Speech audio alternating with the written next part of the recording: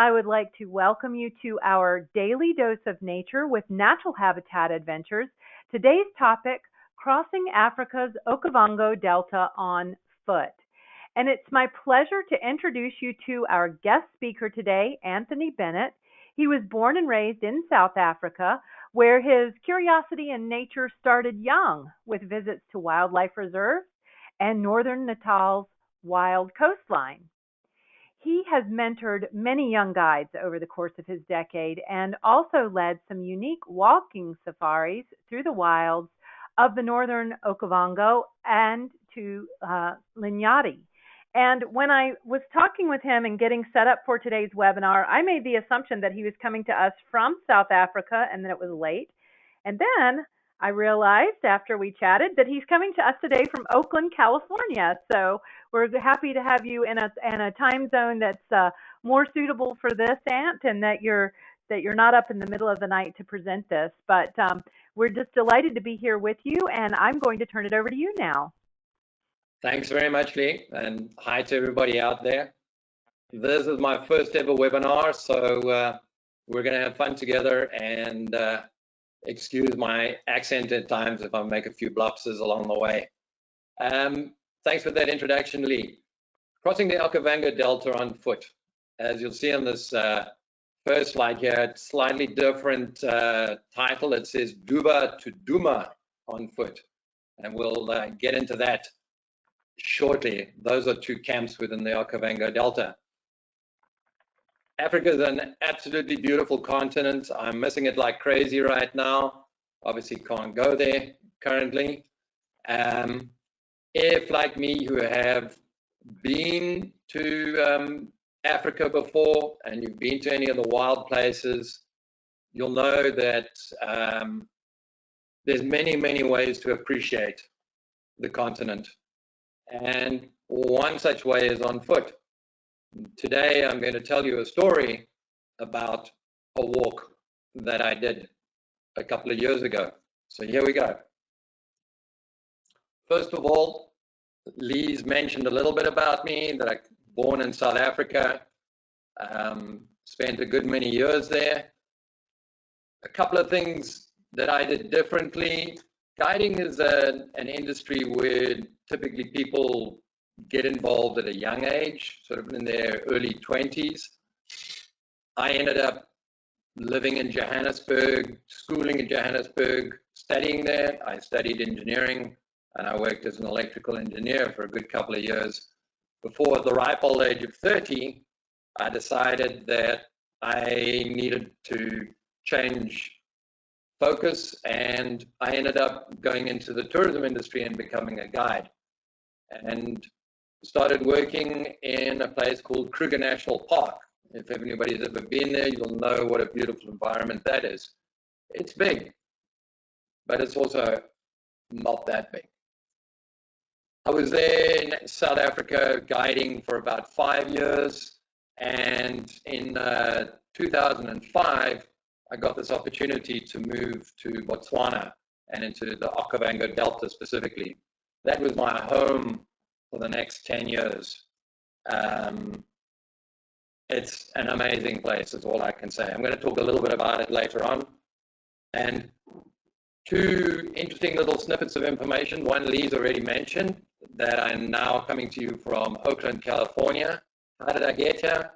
Well, this is another story. We're not going to go there today. If we meet you out there in the wilds, we can sit around the fire over a beer, and I can tell you this story. I met my wife on safari, and she imported me into the States, and here I am now. So I spent a good couple of months in Oakland, and then for the balance of the year, I'm in Africa and lead trips for natural habitats in Southern Africa, East Africa, and Madagascar. You would have met my colleagues, Matt and Rich, on Friday when they did their wonderful presentation on Madagascar. So that's just a little bit about me. Where was I working? So if you have been to Africa before, you may have an idea of where Botswana is. I've highlighted there in red, just above South Africa. Botswana is about the size of Texas, to give you a rough idea. and we're going to go in a little bit further. So the Okavango Delta, hopefully you can see my cursor. There we go. So this area here in red highlights the Okavango Delta and an attached area we call the Linyanti swamps or Linyanti ecosystem. And they're actually connected. When we did our little jaunt, we were here in this place called Maun. Maun is a dusty little village that is the gateway to the Okavango Delta. And we would have flown up into this far northern region here called Duba Plains Camp. And then from there, we started our walk and ultimately ended up in the Linyanti region. So you might say, well, why didn't we cross over from the center? Pretty much because it would have been a swim, because there are lots of deep channels in places, and some of them are taller than I am, or should I say deeper. I'm like 6'3". Some of them are going to 10, 12 feet. Would not have been fun. This was also a challenge. We'll get into that just now. So this whole area that we walked, there's not a single fence there. This is one massive contiguous wildlife area with lots of interesting animals inside there at different times of the year. Let's move on. Children in the wilderness. What did we mean by children in the wilderness? Well, in 2001, the company that I was working for was Wilderness Safaris, and they started a program called Children in the Wilderness, which was basically to take young kids that were coming from mostly disadvantaged backgrounds and were often living on the outskirts of these wild areas, but had never seen a wild animal before. Maybe never seen a cheetah like you're seeing in the picture here. Never been on a game viewer. You know, we go on safaris and we kind of take it for granted that this is normal for us. We do this every day as guides. But there are many folks out there that have never had this opportunity. So Wilderness wanted to start an environmental education program. They wanted to get kids involved, teach them about the wilderness, also teach them about why you as guests come to Africa. What is it that attracts you? How this builds an ecotourism industry and what their futures could be, because it's not just guides. I mean, there's a whole plethora of people involved in the industry, management down to the lady in the scullery. They're all important. And right now, they're all desperate for you to get back in there and go on safari. Likewise am I. So that was a little bit about children in the wilderness. So where did the idea come from this walk? Well, obviously, children in the wilderness requires money. It requires a lot of planning. One of the things they do is that they would take a camp that was having low occupancies in the low season, and for a week, they would have these kids in the camp with a whole mentorship program. So in order to cover that costs, they need to get the money somewhere along the line. And this is where the idea came up that, hey, why don't we try a fundraiser of note? We're going to challenge ourselves to walk across the northern Okavango Delta, and came up with the Duba to Dumatau challenge with CITW. Very quickly, that straight line distance is about 66 miles, 107 kilometers. I work in metrics, so I got to kind of figure this back. In the end, we guesstimate, because we actually weren't keeping very good track of where we were walking. We just knew we had to dodge elephants at times. There was a lot of water at times that we had to dodge. We had to divert every now and then. We estimate we walked probably about 80 odd miles or so. But that wasn't the point of the walk and the distance walking the walk. The point was to raise funds for these kids that they could then enjoy this beautiful environment and get to learn a little bit more about it. So here we are in Maun, the dusty little village of Maun. And this is the team. You have my buddies Tony, Gavin, and Richard, and myself. So Tony was the inspiration for this walk. He was really the driving force. And we got together with him once he got all the approvals in place. And then we started working with the ladies from our Children in the Wilderness program, Rebecca and Angela. and they were in Maun acting as our logistics and coordinators and getting everything ready for us to get on with the show, so to speak. So this is the 24th of October, 2006. How young do I look there? A lot less gray hair as well. My wife says my hair still hasn't done anything other than just bush out. So here we go. Flying. So to get from Maun through to Duba Plains Camp, we had to fly. This is how everybody in the Okavango Delta would get around in these light aircraft. So 4 of us with all of our gear piled into one of these little planes. It's about a 40-minute to an hour flight. And off we went late in the afternoon to fly into Duba Plains, which was going to be the launching pad for our walk the very next day, starting the next day. If you've ever flown over the Okavango, doesn't matter what time of year it is, it's a beautiful environment. I'm never tired of looking down and seeing those beautiful, beautiful vistas. There's water, sometimes there's no water. It's always changing, and then you're always checking out animals as well, hopefully. So what do you take on a walk? You're going to walk for 6.5 days through the wilds of northern Botswana. This has never been done before as far as we know, and you're going unsupported. We were planning to carry everything ourselves. So food-wise, obviously, we needed to carry as little food, as light as possible. So it really was minimal. We weighed things out. We came up with meal packets. We had breakfasts, lunches, and suppers all weighed out very carefully, lightweight as possible. You can see in the picture here, we had radios, torches, Leatherman, we had a GPS, we had binoculars because sometimes we needed to check out ahead of us. We would be carrying 10 liters of water at times. That's about 2.5 gallons, I think, 22 pounds when it was full. That was a lot of weight. And that really was worthwhile in the end, carrying that. The other thing that we would be carrying is a comprehensive first aid kit. We had some saline solution, bandages, needles, just in case. And our overriding goal of this walk was to avoid conflict with any what we called large, potentially dangerous animals. Animals such as elephant, for example. We did not want to come into conflict with them. You'll see there's some rifle rounds there. Yes, we carry 2 rifles with us as well. They're tools of the trade, and we didn't want to use them. That was not the idea. So how do you avoid a wild animal on foot? How do you stay away? Well, there you go. Who would have thought 14 years ago that our animal distancing techniques would be brought into play during this time of a global pandemic? And I don't know if you can see this. So, yeah, there he is there, the little lion. You don't want to be close to these guys on foot.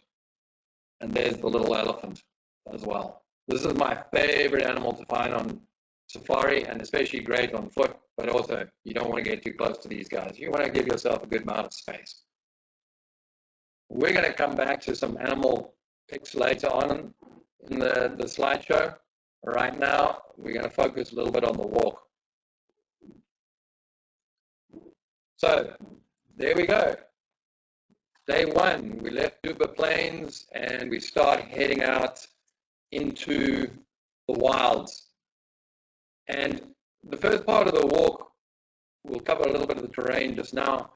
The first part of the walk was a lot of water. We had to move from one area of water into the dry land, and along the way we came across the sign that one of the camps had set up for us. We had to cross the area by the airstrip, and there you go, Duba to Duma for CITW, giving us some motivation already. This is about halfway through our first day, and as you can see already, the outfits have changed a little bit.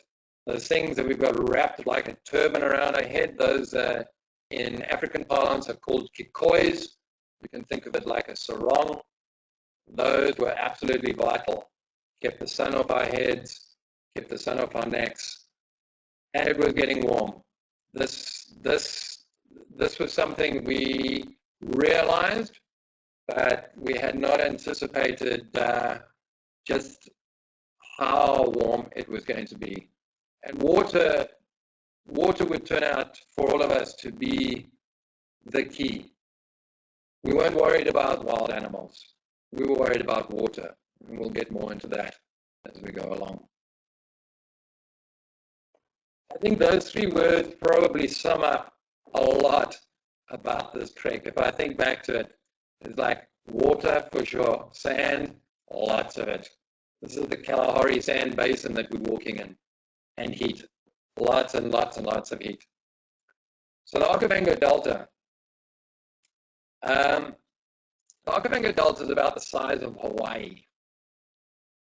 It expands and contracts based on rainfall.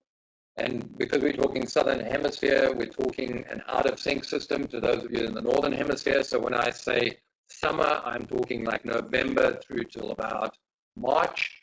And then winter is like May, June through to August or so. So we were walking in October. That is one of the hottest times of the year in northern Botswana. Average daytime temperature maybe 38 Celsius. I'm guessing that's about 100 Fahrenheit, but that's in the shade. We're walking out in the midday sun, and I'm guessing we probably were cooking in 110, maybe 120 Fahrenheit at times. There was a lot of ground reflection off that white sand at times. There's very little vegetation cover in places, very little leaf cover. So the first part of the walk involved these crossings, moving through floodplains and channels. And as you can see here, this is the channel that we're crossing.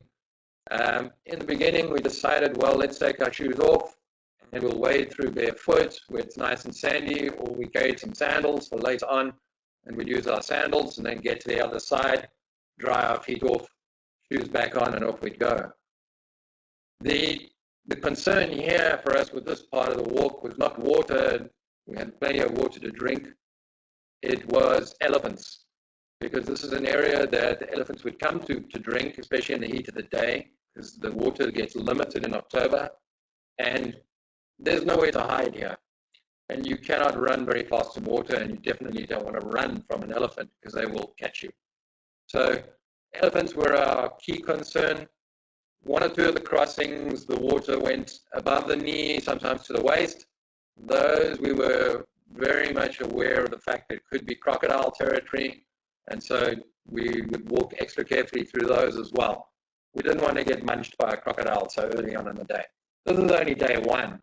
We're feeling our way, we're getting the pack settled, we're trying to work out the rhythm of the walk. In between the channels, you'd get these vast open floodplains and short grasses. You can see the sandy soil. Here we're actually walking on a track that was linking two of the concessions together, and very little tree cover. There's some scrubby palm shrubs there as well. Another favorite of elephants.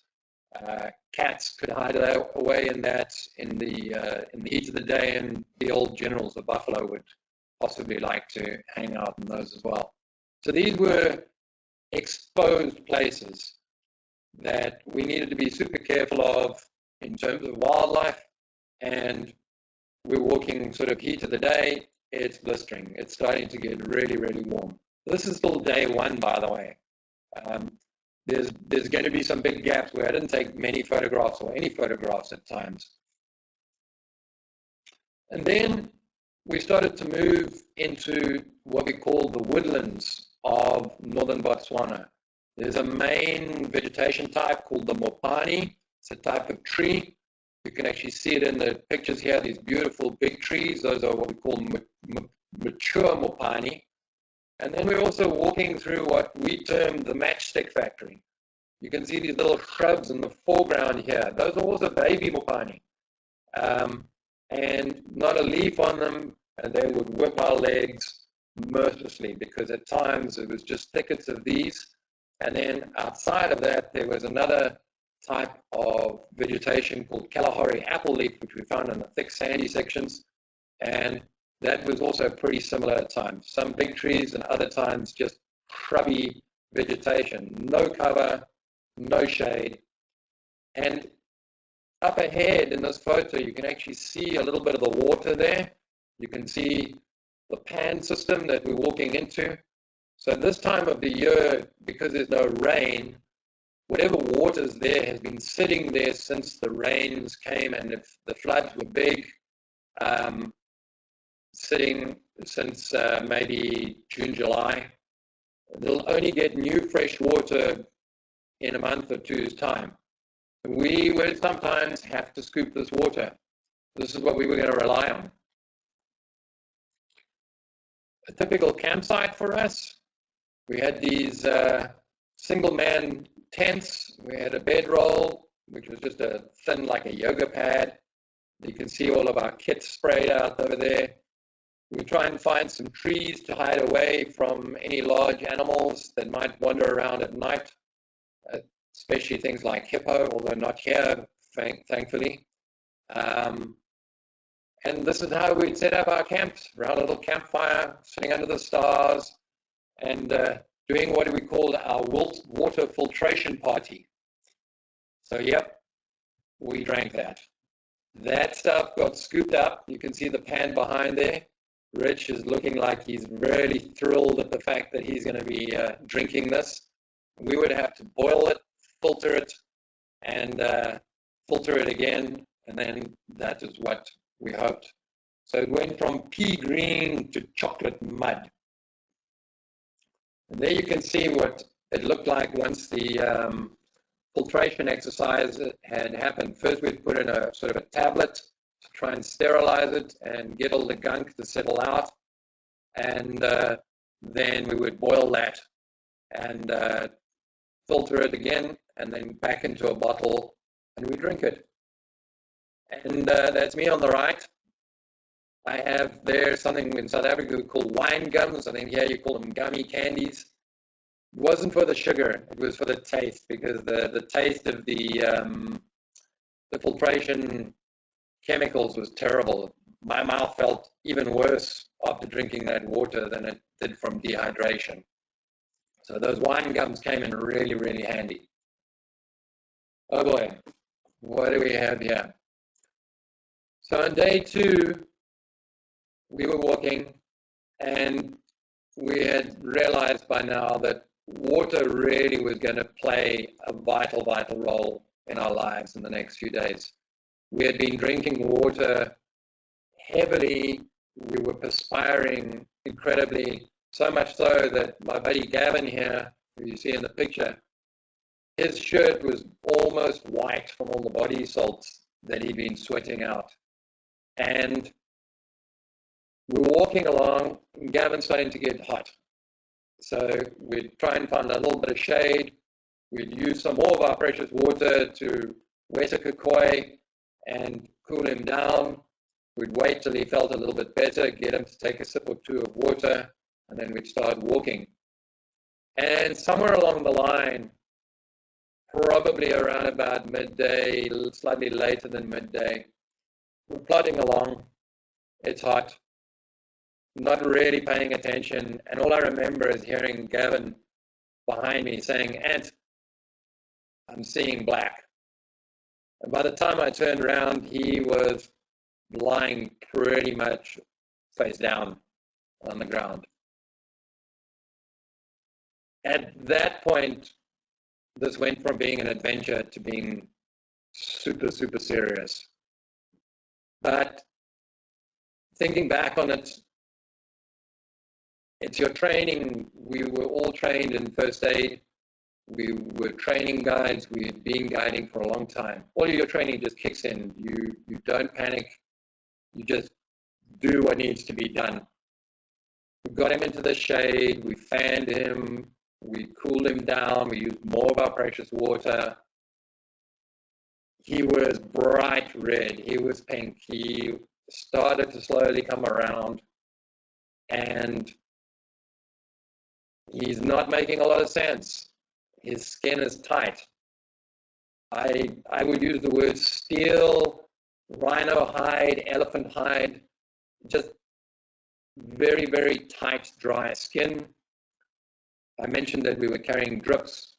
We tried to put a cannula, which is the needle for the drip, into his skin.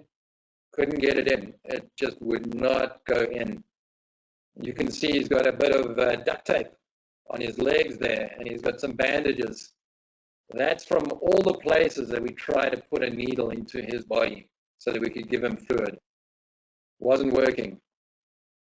Eventually, he got fluid into him by another means, and that allowed a small vein to pop up in his foot, in his right foot there.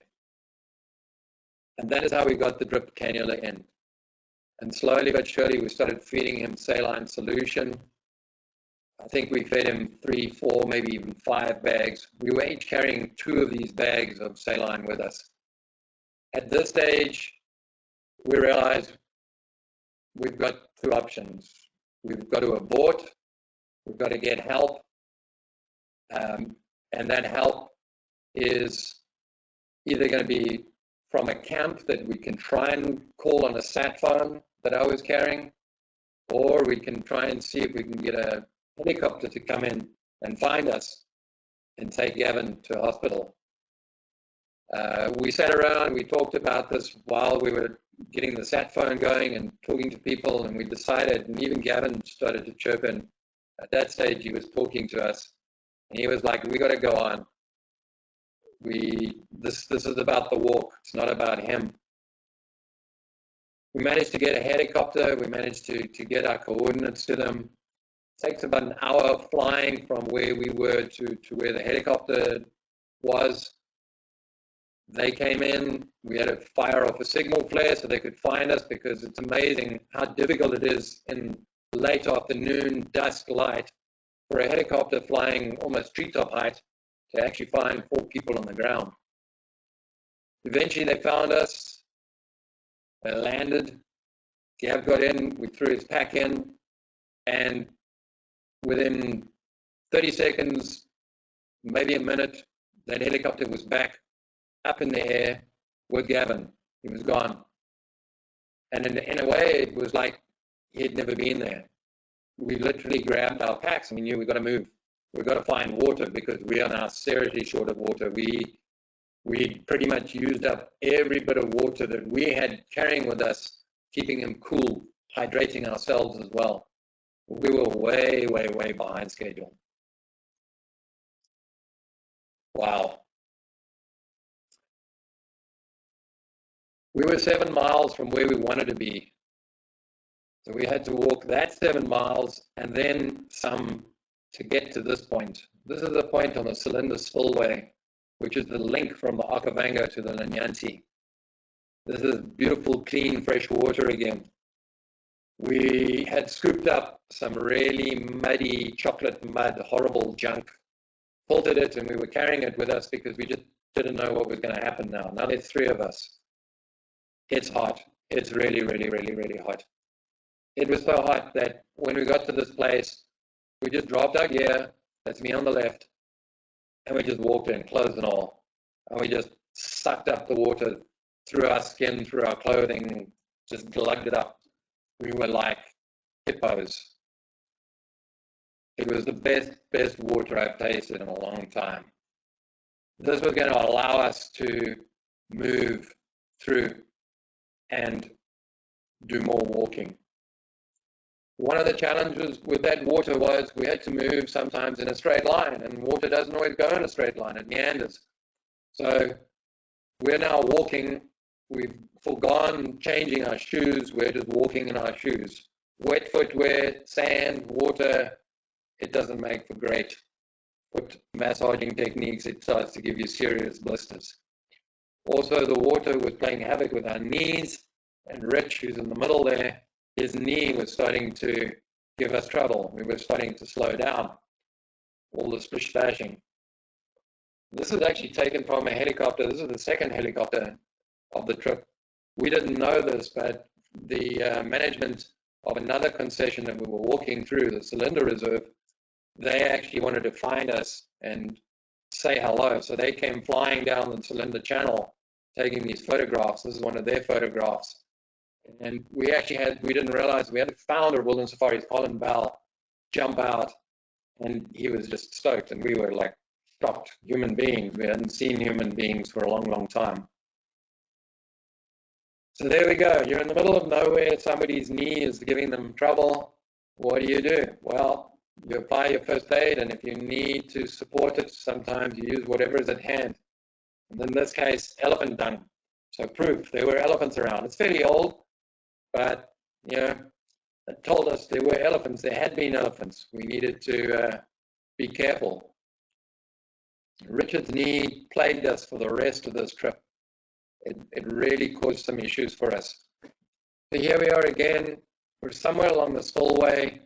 We're trying to make up time, and we've realized that water is our biggest challenge. We have to go about 20 plus or more miles to go from, I'm going to give you the pointer, from here all the way through to this point here. This is where we're going to find the next water. This area here is maybe pan water. It is very dry. It is inhospitable. We just couldn't carry that amount of water between the three of us and survive that entire distance. So again, we were at this point. Okay, what do? We don't want to abort. This is a challenge. It's part of the challenge. But the reality is, if we're going to survive this challenge, we need water. And we do not know what water is like up ahead. We don't even know if there is water. So again, we got on the sat phone and we chatted to our logistics team in Maun, and they agreed that we'd do a water drop, that we would have a point that we'd walk towards, and it just so happened, sheer dumb luck, there was a helicopter that had to be flying into another camp, and they could load some water on it. It would drop at the designated point on its route, and we would walk into that point. So what this basically entailed is we changed our course and we started to head way off course. So we were intending to come along here, and now we were going to walk up here. This is the cylinder spillway. We were going further along the water. We were following the water as far as we could until we had to jump off almost due east to find that water. So here's Richard with his knee up again. It looks like Richard didn't do anything else but just have his feet up while the two old boys of the trip were carrying all the gear. And this is Tony busy checking out the map. We're discussing options here. That is night 4. We have slogged a long, hard day, and we found this water. It's probably the most expensive water in Okavango at the time. But boy, it was fantastic. We had a water party of note. It went down like mother's milk. It went down like a cold beer, even better than a cold beer. We hydrated and hydrated. And we knew now that with this water, we could carry our full packs with this water, and we would make it. Up until this point, it had been touch and go whether we would actually have to abort again, because simply we just couldn't carry water and we would not have survived. And you can see the matchstick factory there in the background. So I mentioned that we would talk a little bit about animals and wildlife. Here's my favorite, the African elephant. They're big, beautiful creatures, incredible hearing, incredible sense of smell, not such great eyesight. And this was our key concern, because they're all over the place. We were moving through their feeding grounds. We knew if we were coming to water that there could be elephants there, and you cannot outrun an elephant. Doesn't matter if you're a guide or just a tourist, elephants don't care. They will catch you. We had one cheeky elephant on that trip, and the rest of them we managed to avoid, or they avoided us. But either way, it was great. But that cheeky elephant, that was that day when Richard's knee was really plaguing him, and we just couldn't move. We had a big tree next to us, and this old bull decided he was going to come and check us out. He didn't like who was in his turf, and he came plodding on towards us. So we did the typical, you stand still, you stand your ground, you start talking to them. He came closer, the body language changed, and then all of a sudden he had 3 guides talking to him, swearing at him in about 3 or 4 different languages. A lot of clapping, a lot of hand waving, picking up a stick, throwing it at him. Eventually he got the message. We didn't have to use our weapons. That was the overriding factor, that we didn't want a dead animal. We used our voices, we used sticks, we used everything at our disposal, and we managed to get that guy to eventually move off. That was a bit of a heart-stopping moment because we couldn't move. Richard, he couldn't move fast. His knee was really hurting him. I think that was about the only time I was ever nervous about an animal on the entire walk. I was nervous about water more than I was nervous about wildlife. Another animal that we were concerned about is buffalo. The herds of buffalo, they make a lot of noise. Generally, you hear them. They have what we call these oxpeckers. That's a yellow-billed oxpecker sitting on the boss, or the horns of this buffalo. And these guys, you get the solitary, what we call the old generals or the Duggar boys. They're by themselves, and those are the nasty guys because they don't warn you. They don't let you know they're there. You may just hear a burr, and that's either him running at you or running away. And we were worried about these old boys, especially at the muddy water holes, because that's where they would go to drink. And in those thickets, fortunately, we bumped into 1 or 2 of them, but at a distance, and we could all agree that they would go their way and we would go our way, and we never had any close encounters with these guys. But that was one of the big concerns, was bumping into a buffalo at close quarters. Not a pleasant experience for anybody. The other one is the hippo. Now, for the most part of the walk, we didn't have to worry about hippos because there was so little water and it was so dry, you wouldn't find a hippo in those areas. But the first part through the channels and floodplains of the Okavango was a possibility. And then the latter part of the walk, sort of the last day and a half of the walk, it was an area where hippos reside, and they can be out during the day as well. And they, like the buffalo, they don't let you know that they're there. They just suddenly appear if they're outside of the water, and they run for the water because that's where they feel safe. And it's like a 10-pin bowling ball running into a bunch of skittles. We're the skittles, it's the ball. It's going to hurt. Fortunately, we only ever saw 1 hippo, and that was at night when it was coming out of the water, and it was moving away from us. We had a fire going. We had a big tree nearby, fallen over. We felt safe, and the hippo would have heard our voices and decided to go the other way. But I'm very grateful that we never had to come across hippos in water. That would have been a completely different scenario if we'd been crossing water. Going back to water, the love of our life at that time. Sorry, love. There's Tony, busy kissing one of those vital bottles of water. We've now walked into the Linyanti fault line, carrying this water with us. It's allowed us to pretty much do the bulk of the walk. We've got about a day and a half left.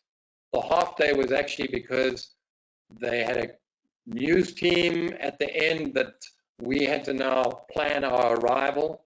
So we had a day, and then the half day was actually a leisurely walk into the camp to make sure that we were on time for everybody. So this is on the Linyanti fault line, enjoying the water. A little bit of a lazy morning for us because typically in the heat of the day, we'd be getting up at like 4:30 in the morning. And then as soon as the sun was peaking just above the horizon that we could see, it was light enough to walk, we were out walking, and off we went. And yeah, possibly just like some folks are experiencing now, things are a little bit crazy at times between us. We had a little camcorder and we'd goof around just to keep it entertaining. Yeah, it was interesting. And then we were there. It felt, to be honest, a little bit like an anticlimax after the heat and Gavin's medevac and elephant and everything. The entire staff of the Dumatau camp that we walked into came to sing us in as we're walking up the last couple of 100 meters into the camp. Everybody just went wild. We weren't expecting it. It was a little bit much, to be honest, to take it all in one go. But it was an awesome feeling to have achieved this. It's a really personal experience. It's been super interesting for me to try and highlight this to you, condensing 6.5 days down into 45 minutes to an hour talk and relive some of these experiences. There we go. Welcome to Dumatau. They even drew Richard there with his janky knee and the lion following him up. We had him as bait. There's a little bit of our route. So you can see here, this is where Gavin was medevaced. We were trying to get to this point. Doesn't look like it was far, but that was about 7 miles or more. And then we managed to find that beautiful water over there on the Cylinder Spillway. And you can see how the yellow diverted from the red. The red was our intended route, and the yellow was our diverted route. Once we'd had the medevac and we realized that we needed to change course. 80 miles seemed like nothing when you look at it on a map. Completely different on the ground. So, Pula. What is Pula? That is Setswana, the language of Botswana, for cheers, for money. It's their currency. It's for rain, and it's a expression of joy, because we were really joyous that we'd made it, that Gavin had recovered sufficiently that he could join us at the end. And there we are with our Botswana flags. We're actually looking a hell of a lot cleaner than we were up until that point. We'd actually managed to use some spare water and clean ourselves up. And we found out we'd managed to raise 89,000 pula. Back in the day, 2006, I'm estimating probably about $14,000, which would have gone to hopefully sponsoring at least 2 camps for the kids on the walk. That was a highlight. That was a super, super highlight. So thank you. Thank you for bearing with me. Thank you for being there virtually. And I hope you've enjoyed reliving this as much as I've enjoyed trying to tell it to you. And I really hope to be back in Africa ASAP, and maybe seeing you guys out there as well. It's a beautiful big continent. Get out there as soon as you can. Thank you.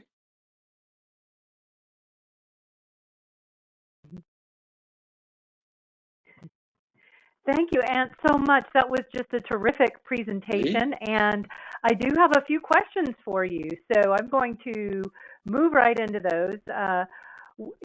We have our friend Ian with us. Ian is 15. Ian would like to know, or says, I was under the impression that the Delta was heavily inhabited by snakes, sometimes poisonous water snakes. Was that at all a problem during your walk?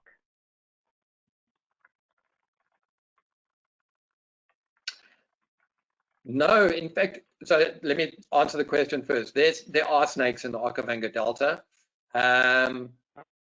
They're quick technical question. They're not poisonous. You can eat snake. They're venomous. They have to inject their venom into you.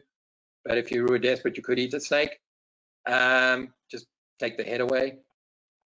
But that was the least of our worries because it was so hot. Snakes are very fragile creatures, and they actually were hiding away for the most part. And in terms of water snakes, there's snakes that do move through the water there, but they avoid human beings. 4 human beings moving through that water created a lot of noise, a lot of vibrations, and no snake is going to want to be anywhere near us. So we were not worried about them, no. Okay, thank you. We have our friend Isaac with us as well. Isaac is 12. Isaac would like to know if you had done your walk during the wet season, how much of your walk would have been underwater? That's a really, really good question. Back in 2006, the Okavango was experiencing above average rainfall. So it was getting wetter and wetter. The areas that had traditionally been dry were starting to flood.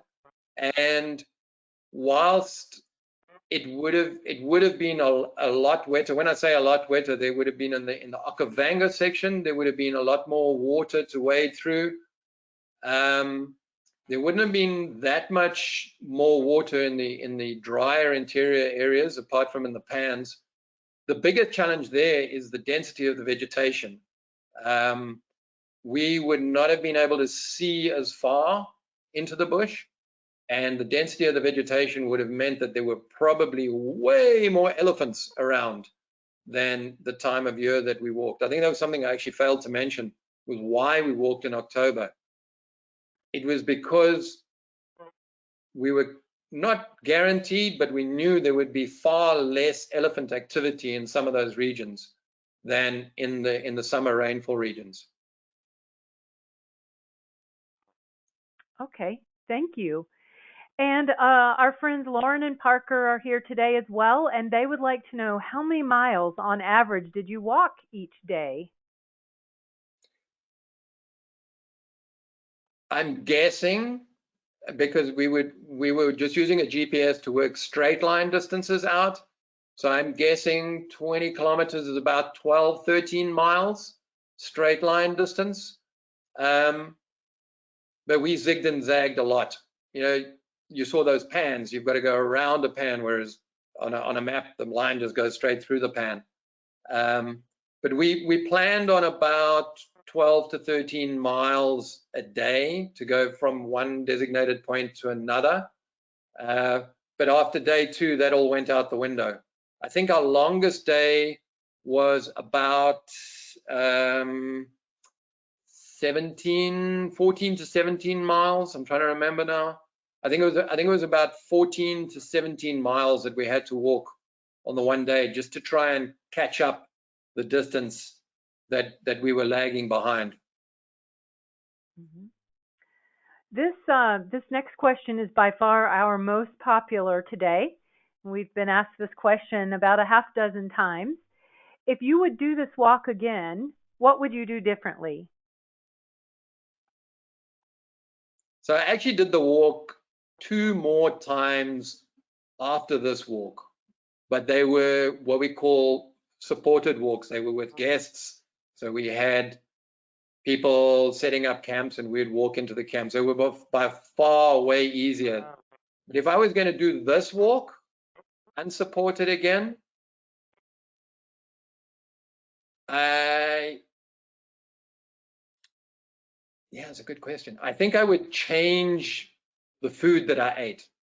I had too much food to begin with. I actually dumped a whole bunch of food on the trip because it was too heavy, and there wasn't enough moisture in the food. We took nuts, thinking that nuts are a good protein source, but when you're in 110 Fahrenheit, it's amazing how things just taste like sawdust in your mouth.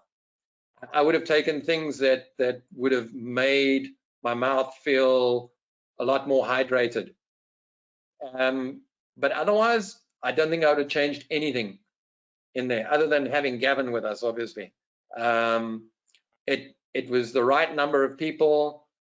The water challenge was the water challenge, but having the experience that we had now, I think we know how we could have got around that.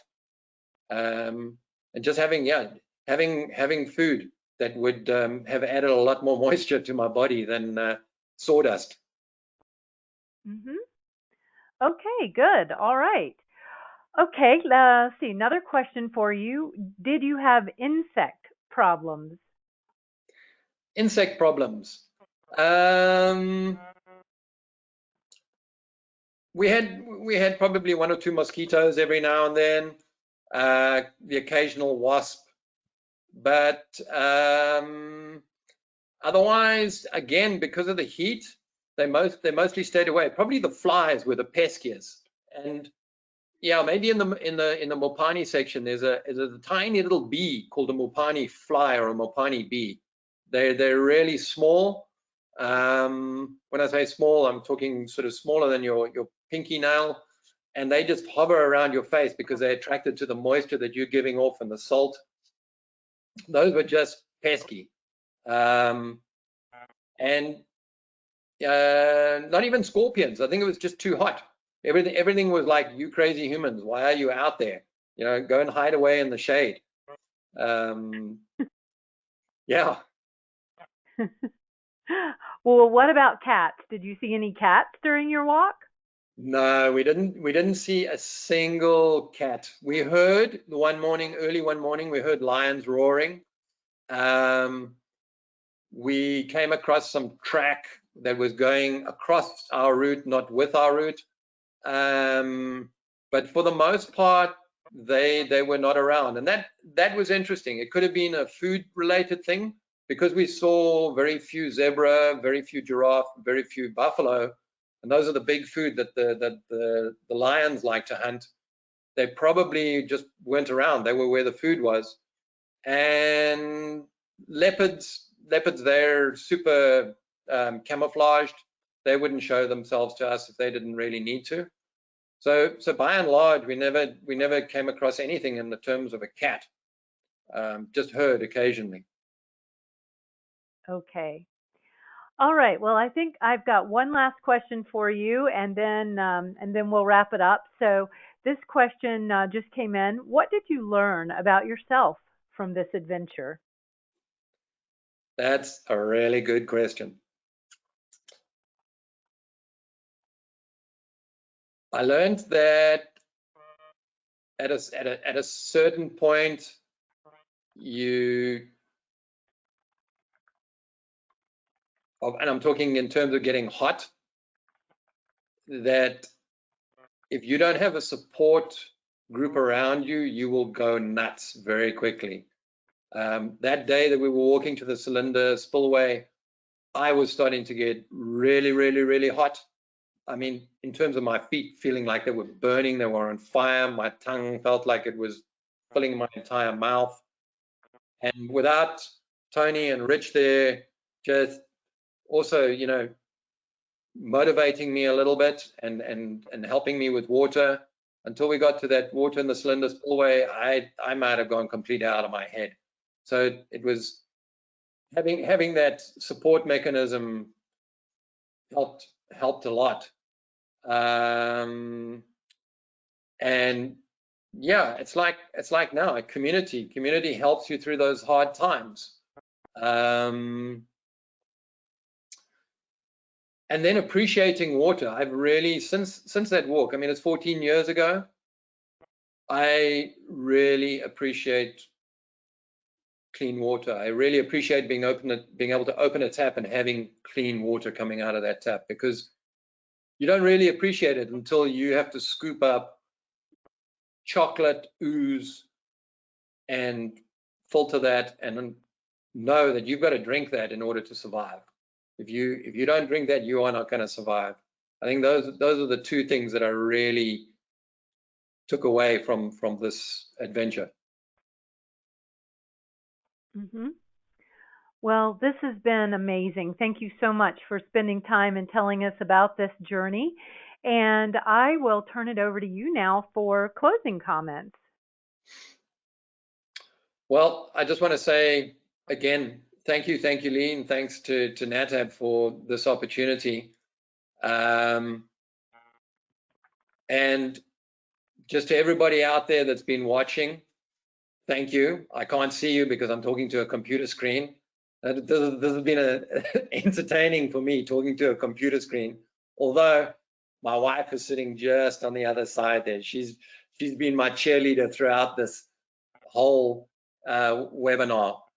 And I just want to say I so look forward to be out in the wilds again, wherever that is in the world, enjoying the sunshine, enjoying nature, and enjoying it with whoever's there with me at the time. So thank you, stay safe, stay healthy, and looking forward to being out in the real world again very soon.